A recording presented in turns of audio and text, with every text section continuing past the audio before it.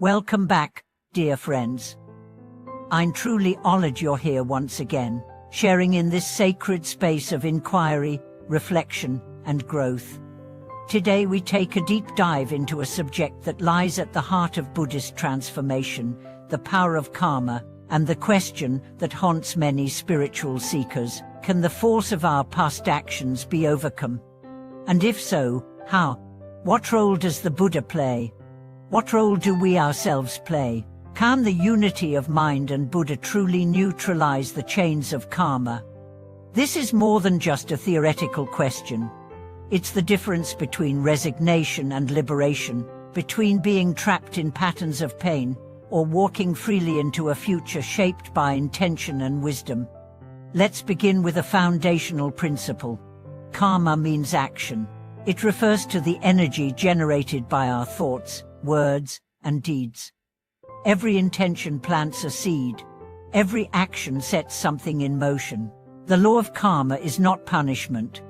It is a mirror. It reflects not just what we've done, but who we've become through those actions. But karma is not destiny. This is critical. In some schools of thought, karma is seen as fixed, unchangeable.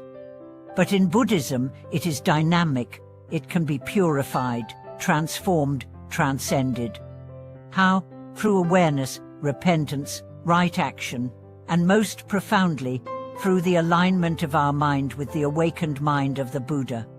Let us consider the phrase often cited in Mahayana teachings: a mind, Buddha, and sentient beings. These three are not different. What does this mean? It means that the essence of your mind, the awakened heart of the Buddha, and the soul of every being are made of the same light, the same awareness, the same unconditioned nature. But if that's true, why do we still suffer? Why are we not already free? Because that unity is obscured by delusion, by attachment, by ignorance. We are like a mirror covered in dust, still a mirror, still capable of reflection, but unable to shine. And this is where karma enters. Karma is the dust, the veil, the residues of past choices. But here's the good news: karma can be cleared, not by someone else, not even by the Buddha alone, but through the merging of your heart with the Buddha's heart. This is not metaphor. It is practice. The practice of chanting the Buddha's name, such as Amitufo or Namo Amitabha, is not a superstition. It is a method to harmonize your mind with the frequency of awakening. When done with sincerity and faith, this chant is more than sound. It is resonance. It is transmission. It is connection. Imagine your mind as a musical instrument out of tune, confused, reactive. The Buddha's mind is perfectly tuned, compassionate, clear, wise. When you chant, you bring your instrument into harmony with his. The discord fades, the melody returns, and in that alignment, your karma begins to dissolve. But alignment alone is not enough. It must be infused with trust and presence. Faith is not blind belief. It is a deep knowing. A knowing that you and the Buddha are not two, that your suffering is not separate from awakening, that every time you choose love over anger, truth over illusion, presence over distraction, you are rewriting your karmic script. Let me share a story. There was once a young man named Tao, burdened by shame. He had committed many errors, hurt others, betrayed trust, caused pain. He believed he was beyond redemption, but one day, he met a Dharma teacher who said, "Sit and chant, not to erase the past, but to meet it with compassion." Tao began to chant, at first mechanically, then with tears, then with sincerity. Slowly, he felt his heart soften, his mind became still. He began to act differently, more gently, more truthfully. He apologized, he served, he changed. Years later, someone asked him, "How did you overcome your karma?" He replied, "I didn't. I transformed it, not by force, but by uniting my heart with the Buddha's." This is the path. You don't escape karma by running from it. You transcend it by meeting it with the clarity of your awakened nature. Now let's examine what happens when we fail to connect our mind with the Buddha's mind. The result is this. Our mind fuses instead with our karma.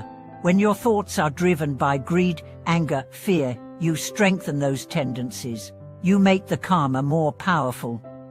The more you identify with your pain, the more it defines you. And the more it defines you, the harder it is to let go. This is why faith is so important. Faith is not passive. It is active surrender. It's saying, I may not understand, but I trust. I may not feel worthy, but I open. I may not see the end, but I take the next step. When you trust the Buddha's vow that he will receive any being who calls his name with sincerity, you're not asking for a miracle. You're acknowledging a reality that has always been true. The door has never been closed. It's just been waiting for you to knock. So how do you begin? Start with intention.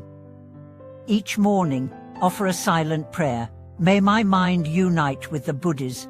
May I act from wisdom, not from habit. Then practice. Chant, meditate, study, reflect. But most importantly, live. Live in such a way that each thought, each word, each deed becomes a step away from your karma and a step into your dharma, your path of awakening. It's also important to remember that karma is not only personal, it is collective. Your family, your society, your ancestors all have left impressions, but you are not a victim of their actions. You are a continuation, and you have the power to transform the legacy. Every time you choose peace over violence, truth over deception, compassion over judgment, you are healing not just yourself, but generations. And this is perhaps the most beautiful part of this path. You don't need to be perfect. You just need to be sincere. One honest breath, one mindful step, one act of forgiveness. That's enough to begin. Before we close, let me offer you a simple practice. Each night, before sleep, sit quietly. Recall your day. Where did you act from ego? Where did you act from love? Offer both to the Buddha. Say his name. Not as a plea, but as a joining, a merging. Let your final thought be, I mind and the Buddha's mind are one. This is the secret. The Buddha is not far. He is within. He is the silence behind your thoughts, the stillness in your breath, the warmth in your kindness. And karma. Karma is not your enemy. It is your teacher, your mirror, your reminder to return to the truth. Let go of the shame. Let go of the fear. Let your past shape you, not define you. You are not your mistakes. You are your effort to rise. You are the one who chants in darkness, believing in dawn.